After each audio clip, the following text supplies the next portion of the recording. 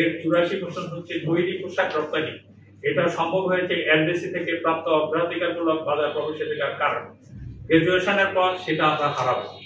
বাংলাদেশকে আন্তর্জাতিক বাণিজ্যের স্বল্প উন্নত দেশ হিসেবে প্রাপ্ত অধিকার সুবিধা হারানোর ক্ষতি মোকাবেলা করতে পারবে। ইউরোপীয় ইউনিয়নের বাংলাদেশের বৃহত্তম রপ্তানি বাজার, দেশের রপ্তানি 48% ইউএতে যায় এবং স্বল্প উন্নত দেশ হওয়ার সুবিধা হিসাবে প্রায় 93% রপ্তানি সেখানে বিনা শুল্কে প্রবেশ করে। গ্রাজুয়েশনের পর এই শুল্ক হবে 9.6% থেকে 12%।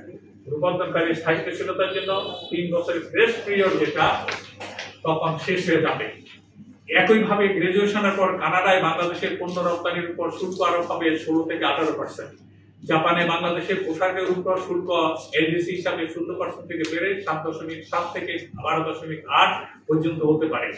2016 সালে জাতিসংঘের হিসাবে স্বল্প উন্নত দেশে উত্তরণের ফলে বাংলাদেশের রপ্তানি কেবল G20 দেশগুলিতে প্রায় 7% হ্রাস পাবে এবং 2018 সালের একটি বিশেষ অনুমান করা হয় স্বল্প উন্নত দেশের ক্ষেত্রে উত্তরণের কারণে ইউ, কানাডা, অস্ট্রেলিয়া বাংলাদেশের পোশাক রপ্তানি 9.8 হ্রাস পাবে এবং 2018 সালের আরেকটি গবেষণা দেখা যায় স্বল্প উন্নত দেশ থেকে উত্তরণের ফলে বাংলাদেশ মোট রপ্তানির 8.7% হ্রাস হবে।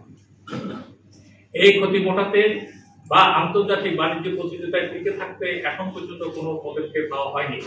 উন্নয়নশীল বাজারের শর্ত হিসাবে পোশাক শিল্প তথা অন্য শিল্প রুলস অফ অরিজিন, স্থানীয় উৎপাদনের শর্ত সহ পরিবেশ সুরক্ষা, নিয়ন্ত্রণ, মেধাস্বত্ব অধিকার, লাইসেন্স ও অন্যান্য বাজার খরচ বহন করতে হবে।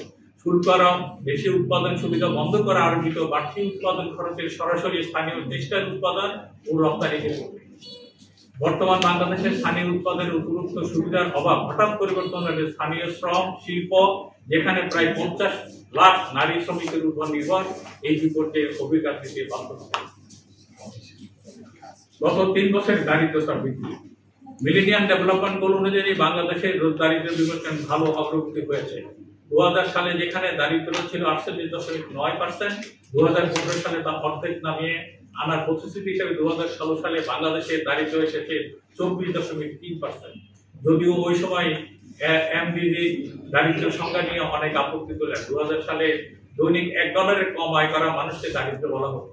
এখন যখন $1 সমতুল্য ছিল 50 টাকা, 2018 সালে বাংলাদেশের দারিদ্র বিমোচনা আরেকটু সাফল্য অর্জন করে যখন দারিদ্র হার এসে দাঁড়িয়েছে 21.8%। সে বছরই প্রথম জাতিসংঘের উন্নয়ন নীতিমালা বিষয়ক সিডিপি বাংলাদেশকে উন্নয়নশীল দেশে রূপান্তরের যোগ্য বলে ঘোষণা করে। কিন্তু 2022 সালে আবার বাড়তে শুরু করে বাংলাদেশের দারিদ্রতা, বিশেষ করে কোভিড-19 এবং 2022 সালে বৈশ্বিক অর্থনীতি এবং বিশেষ করে বাংলাদেশের বিপুল পরিমাণ সম্পদের পাচারের সরাসরি ফল হিসেবে গত 3 বছরে বাংলাদেশের দারিদ্রতা ব্যাপক বৃদ্ধি পায়। বাংলাদেশের 2002 সাল থেকে সালের 18.7 থেকে বেড়ে 2025 সালে প্রায় 28% হয়েছে দারিদ্রতা। বিশ্বব্যাংকের মতে 2015 সালে নতুন করে 30 লক্ষ মানুষ দারিদ্রতা পতিত হয়। মেধাস্বত্ব অধিকার একচেটিয়া বাজারের প্রভাব। উন্নয়নশীল দেশ বাজার প্রতিযোগিতা উত্তরণে অজানা এক ভয় মেধাস্বত্ব একচেটিয়া বাণিজ্যিক অধিকার প্রদান ও দেশীয় শিল্প বিক্রয়ে লুকিয়ে আছে। পৃথিবীর উন্নত দেশগুলি প্রযুক্তি মেধাস্বত্ব উন্নয়ন করে আন্তর্জাতিক বাজারে বাণিজ্যিক অধিকার লাইসেন্স দিয়ে উন্নয়নশীল দেশের স্থানীয় চাহিদা শিল্প থেকে বিপুল রেভিনিউ আদায় করে।